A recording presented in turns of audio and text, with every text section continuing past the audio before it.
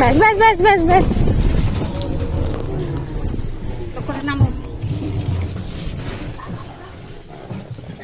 বাবু নাম নাম।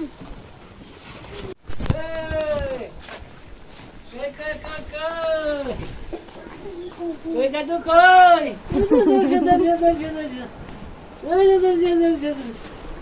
কই দাদু কই দাদু কই দাদু কই দাদু? ওই দাদু কই দাদু কই দাদু? বসো। কই দাদু কই? বাপরে গরম। ওরে বাপ রে গরম রে।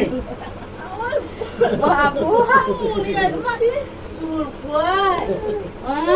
ও বাবু বকে দাও বকে দাও ও বাবু বকে দাও বাবু বকে দাও বা বকে দাও। ও শোনা বকে দাও এবার বকে দাও। ও বাবা ঢঙের কান্না হচ্ছে নাকি? কি হলো? কি ঢঙের কান্না?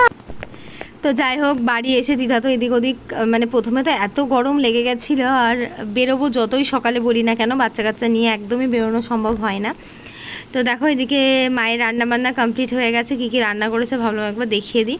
তো এখানে হচ্ছে ঢ্যাঁড়স ভাজা, উচ্ছে ভাজা, চাল কুমড়ো ছেচকি আর হচ্ছে মাছের টক। তো এই হচ্ছে দুপুরের রান্নাবান্না। যাই হোক চলো এবার খাওয়া দাওয়া করি। তার আগে ভাবলাম বারান্দাটা ভীষণ ধুলো, মানে আমাদের এই উঠোনটায় এত বালি, বৃষ্টি বৃষ্টি হলে পায়ে পায়ে এত বালি ওঠে না, পুরো মানে মনে হয় যেন বারান্দা না, বারান্দাটাকে দেখলে উঠান বলেই মনে হয়।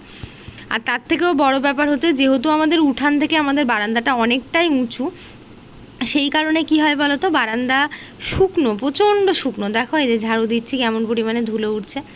তা আমার না পায়ে সত্যি কথা বলতে ভীষণ কিচকিচ কিচকিচ করছে। মানে এই আগে যখন এখানে থাকতাম আলাদা ব্যাপার, আর অনেক দিন হলো আসি না, তো এই মাটিতে পা না দিয়ে দিয়ে এমন অভ্যাস হয়েছে। মানে আমার উপরে গেছিলাম, মানে উপরের অবস্থা তো ভীষণই খারাপ, ধুলো নোংরা বালিতে যাচ্ছে। তাই তো ভাবলাম চলো বারান্দাটা একটুখানি ঝাড়ু দিই।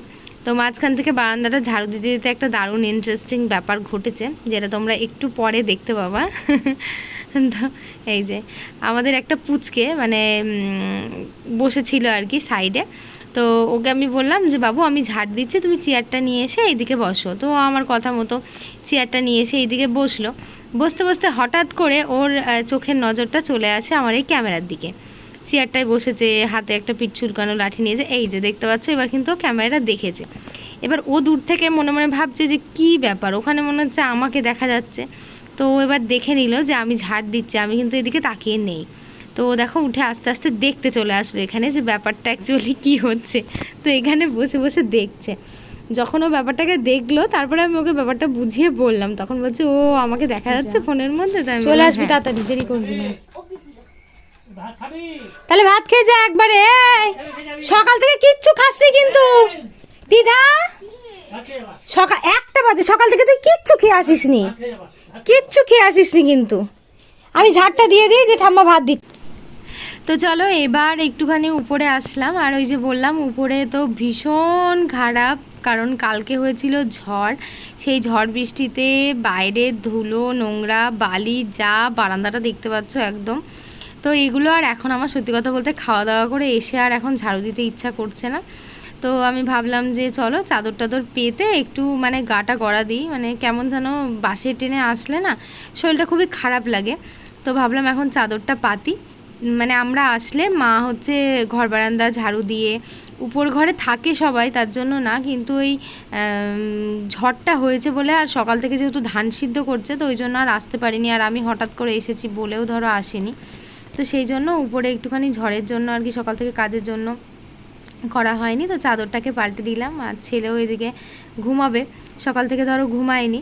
তো মানে নোংরা দেখে মনে হচ্ছে যে এইমাত্র যদি ঝাড় দিয়ে দিই তাহলে মনের দিক থেকে শান্তি হয়, কিন্তু শরীরের দিকের কথা ভাবতে গিয়ে আর শরীরের কথা ভাবতে গিয়ে তার থেকে বড় ব্যাপার হচ্ছে এইটা ঝাড়ু মারতে গেলে যে পরিমাণ ধুলো উঠবে তাতে আমি পুরো মানে আমাকে আর দেখা যাবে না, মনে হবে আমি বুড়ো মানুষ হয়ে গেছি।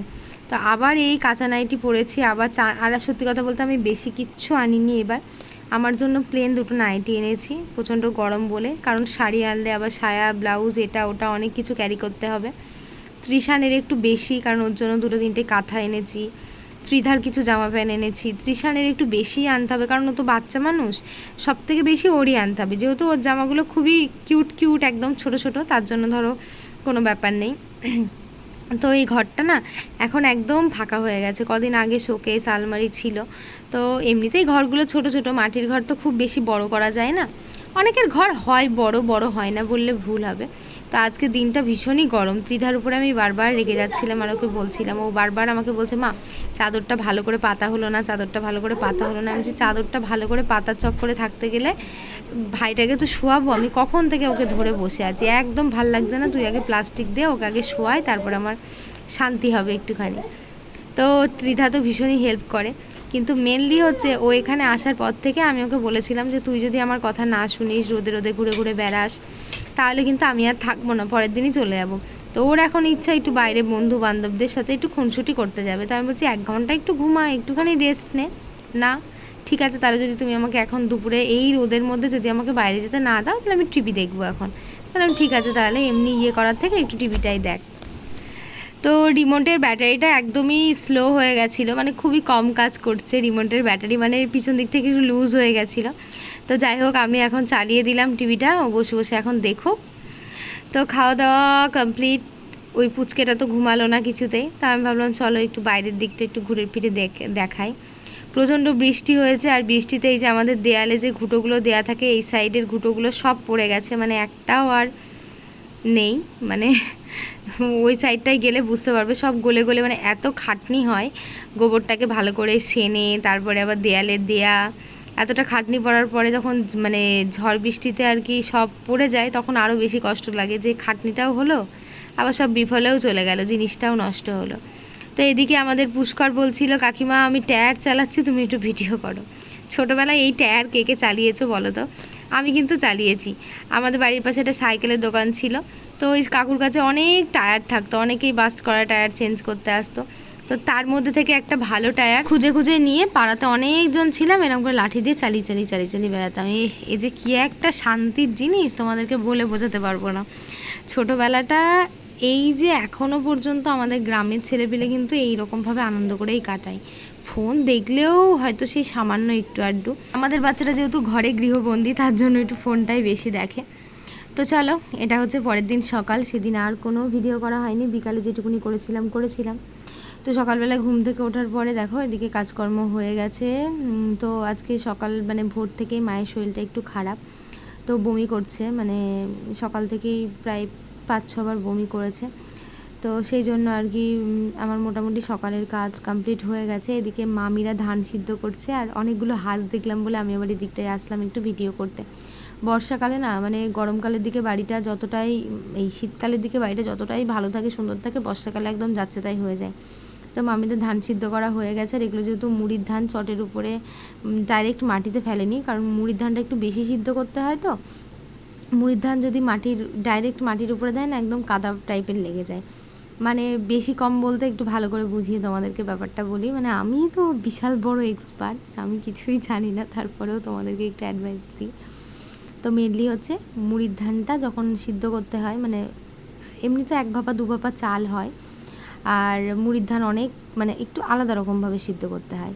তো ওটা ভিজিয়ে রাখতে হয়, তারপরে আবার সিদ্ধ করতে হয়, তারপরে আবার ভাপ দিতে হয়। যাই হোক, যে প্রসেসই হোক না কেন, লাস্ট যে প্রসেসটা থাকে সেটা হচ্ছে একদম ধানের মধ্যে থেকে মনে হবে যেন ভাতগুলো অর্ধেক অর্ধেক করে বেরিয়ে গেছে, মানে ভাতটাকে ভিতরে যে ধানের মধ্যে যে চালটা থাকে সেটাকে একদম গলিয়ে ফেলতে হবে, তাহলেই কিন্তু মুড়িটা ভালো হয়। আর ভাতেরটা ওই মোটামুটি একটু ভাপা হলেই হয়ে যায়। আতপ চাল আর সিদ্ধ চালের ব্যাপারটা তো এটাই। তো এই হচ্ছে মেন ব্যাপার। তো তারপরে সেগুলোকে শোকাতে গেলে পুরো পায়ে নেপটে নেপটে লেগে যায়, তারপরে কিন্তু আবার ধানের মধ্যে সেটা ঠিক চলে যায়, ঢুকে যায়, যে বেরিয়ে গেল বলে আর ঢোকে না তা না। তো আমি এদিকে রান্নার প্রিপারেশান করছি, আর মা ওদিকে শুয়েছিল, তো একটু ঘুমাচ্ছিল রাত্রের দিকে, যেহেতু ভোরের দিকে উঠেছে, ঘুমটা ঠিকঠাকভাবে হয়নি, একটু শুয়েছিল। ডাক্তার এসে ওষুধ দিয়ে গেল, মানে আমাদের গ্রামের যে একটা যে ওষুধ দেয় আর কি, এসে দেখে টেকে ইঞ্জেকশান দিয়ে গেল, একটা র্যানট্যাক মানে গ্যাসের একটা ইঞ্জেকশান দিয়েছে, বলা যায় না, কিন্তু অ্যাকচুয়ালি গ্যাসের জন্য এটা হয়নি, এটা পুরো এই রোদ গরমের জন্য হয়েছে। কারণ কয়েকদিন ধরেই আমাদের জমির ধান টান সব ধরো বাড়িতে এসেছিলো, সেসব ধানগুলো সব ঝেড়েছে, তারপরে আবার কালকে সিদ্ধ করেছে, তার জন্যই আর কি বেশি শরীর খারাপটা হয়েছে। তো কয়েকটা লাল শাক পাশের বাড়ির দাদা দিয়ে গেছিলো, কিন্তু শাকটা একদমই কম পরিমাণে ছিল, তার জন্য আমি মনে মনে ভাবলাম যে আমাদের বাড়ির পাশেই এত গোয়াল নোটে থেকে গাঁদা পূর্ণিমা থেকে এত লকলকে শাক হয়েছে, মানে দেখেই পুরো লোভ লেগে যাচ্ছে। তো খুব একটা বেশি সময় ছিল না। আর এই শাকগুলো না এমনি শুধু রান্না করলে ভালো লাগে, লাল শাকের মধ্যে দিলে খুব একটা ভালো লাগবে না বলে হালকা পাতলা করেই দিয়েছি। তো এই দেখো চারিদিকে বেরিয়েছে, মানে তুলনা করতে করতে এক সাজি তুলে নিয়েছি। তারপরে এই যে দুপুরে রান্না বান্না, তো এই মাছগুলো হচ্ছে ফ্রিজে ছিল, তো কালকে সারা রাত ঝড়ের জন্য কারেন্ট ছিল না, আর একটুখানি নরম নরম হয়ে গেছে মাছগুলো। তো আলু দিয়ে পটল দিয়ে মাছের ঝোল, ডাঁটা দিয়ে পটল দিয়ে আলু দিয়ে একটা চচ্চড়ি, আর এই যে একদম লাল লাল কড়া কড়া করে ভাজতে হবে, নাহলে কিন্তু ভালো লাগবে না খেতে। আর এমনিতে তো পোনা মাছ, তো আমার সিঁদুরের ছোলটা হারিয়ে গেছিলো, তিধারা খেলা করছিল, খেলার মধ্যে পেয়েছে, তো আবার আমাকে নিয়ে এসে দিল যে মা দেখো তোমার ছোলটা এখানে ছিল। তো যাই হোক, অনেক কিছু হারিয়ে গেলে দেখবে পাওয়া যায়, মানে অনেক সোনার জিনিস আমার হারিয়ে গেছিলো, 2-3 বার হারিয়ে গেছিলো। প্রত্যেকটা জিনিসই পেয়েছি, কিন্তু কেন জানি না একটা আংটি হারিয়ে যাওয়ার পরে সেটা আর পেলাম না। যাই হোক, মনটা সেই জন্য খুবই খারাপ। তো রান্না করতে করতে হঠাৎ করে উনুনের জাল বন্ধ করে দিতে হয়েছিল, কারণ ওই যে তোমাদেরকে বলেছিলাম যে মায়ের শরীরটা ভীষণই খারাপ।